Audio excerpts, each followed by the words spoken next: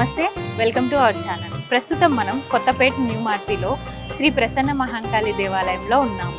ఈ గుడి యొక్క విశిష్టత గురించి, అమ్మవారి గురించి పంతులు గారిని అడిగి తెలుసుకుందాం రండి.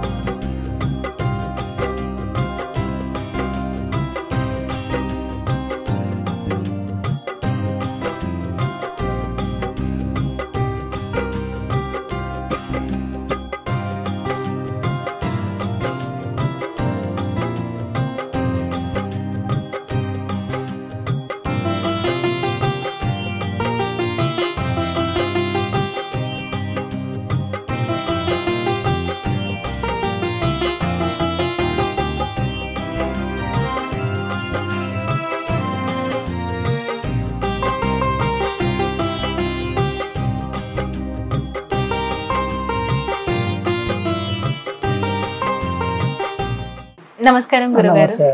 గురుగారు మీ పేరు?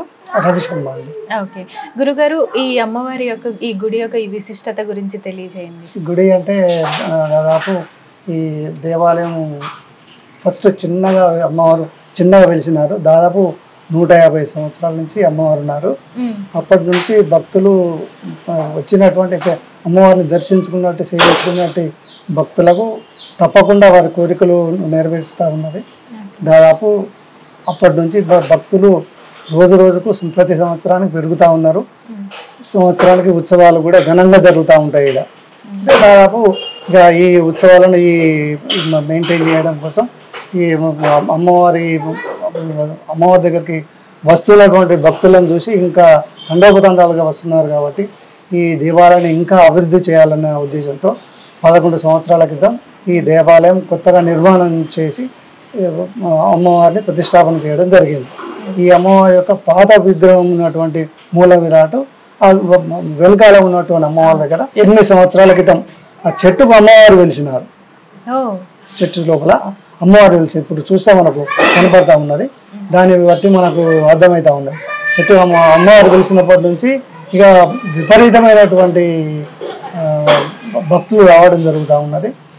అదేవిధంగా వారు కోరుకున్నటువంటి కోరికలు కానీ తప్పకుండా ప్రతి ఒక్క భక్తునికి తప్పకుండా నెరవేరుతూ ఉన్నాయి.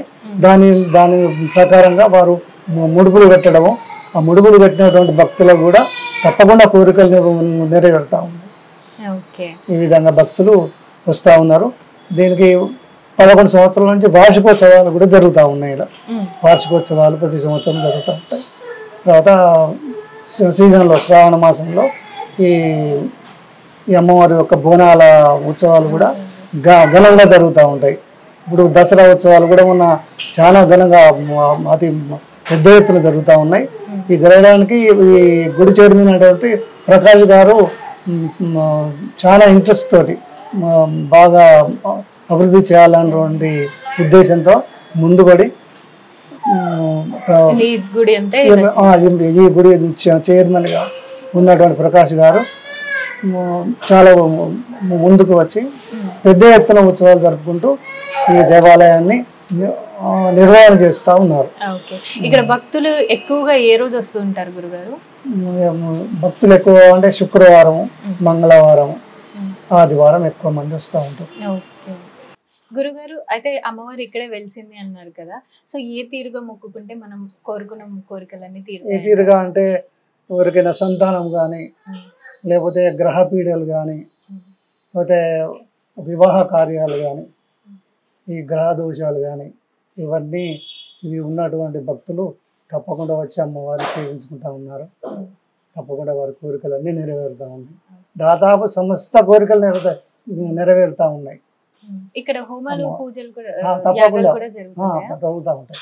ప్రతి సంవత్సరము చండీ హోమం జరుగుతూ ఉంటది.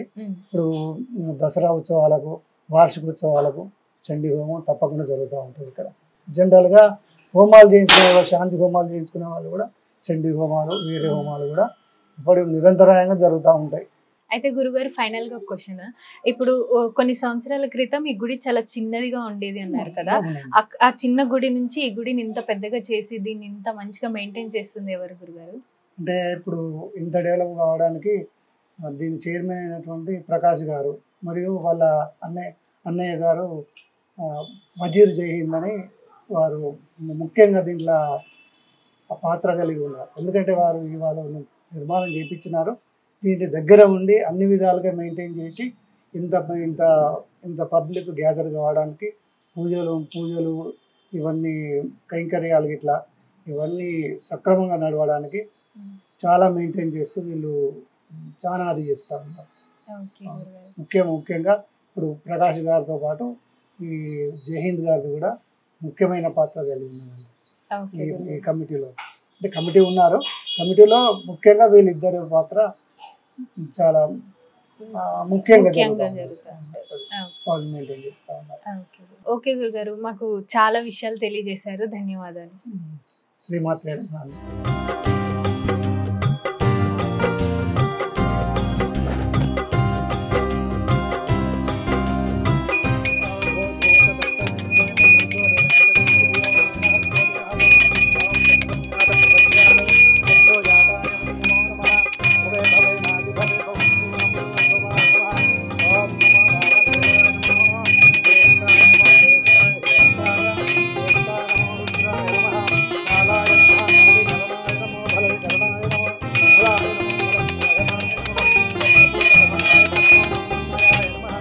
अघोरेभ्यो दघोरेभ्यो घोरघोरधरेभ्यः सर्वेभ्यो सर्वेभ्यो नमस्ते अस्तु रुद्ररूपेभ्यः तत्पुरुषाय विद्महे महादेवाय धीमहि तन्नो रुद्र प्रचोदयात्.